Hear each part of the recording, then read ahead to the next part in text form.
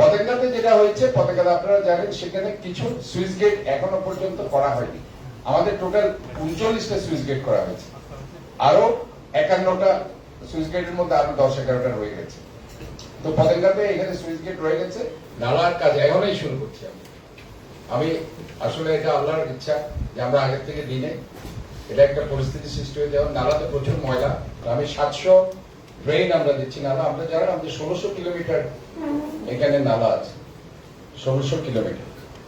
তো এই 1600 kilometre drain আমরা ওয়ার্ড ওয়াইজ 700টি এখন আইডেন্টিফাই করেছি, যেগুলো আমাদের করা লাগবে। আর আমাদের এর বাইরে যেটা খাল আছে, খাল তো আপনারা জানেন চট্টগ্রাম শহরে 130টি খাল আছে, তার মধ্যে 36টা খাল আপনার চট্টগ্রাম উন্নয়ন কর্তৃপক্ষ 34th brigade army engineering course করছে। আমরা একটা করেছি, সেটা 12 খাল, সেটা শেষ হয়ে গেছে। আর 40টা খাল আমরা বিভিন্ন জায়গায় যেগুলো যে বলছে যে পানি জমা আছে, পানি উঠেছে, সেগুলো আমরা কিন্তু বারবার একটা কথা বলেছি, চট্টগ্রাম শহরে 70 ভাগ জলাবদ্ধতা আমরা কমিয়েছি, 30 ভাগ জলাবদ্ধতা রয়ে গেছে। এই 30 ভাগ জলাবদ্ধতার ওই পয়েন্টগুলো আছে।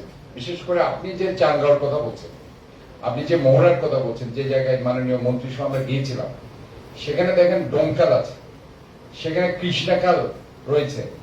কাজে ডোমকাল, কৃষ্ণাকাল এগুলো কিন্তু আমরা আমাদের ডিপিপির মধ্যে আমরা নিয়ে এসেছি।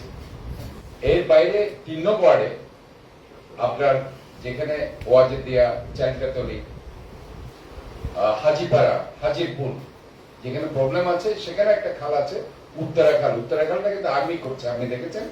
ওই কাজটা এখন শেষ হয়নি। যেখানে যেখানে কাজগুলো শেষ হয়নি সেখানে সমস্যাটা হয়েছে। এটা কাজ শেষ হয়ে যাবে। এটা কাজ শেষ হয়নি একমাত্র কারণ হচ্ছে মাঝখানে যে হঠাৎ করে বৃষ্টি হয়েছিল, বৈশাখী বৃষ্টি, সেটার কারণে গিয়ে তারা বাঁধগুলো খুলে দিয়েছে।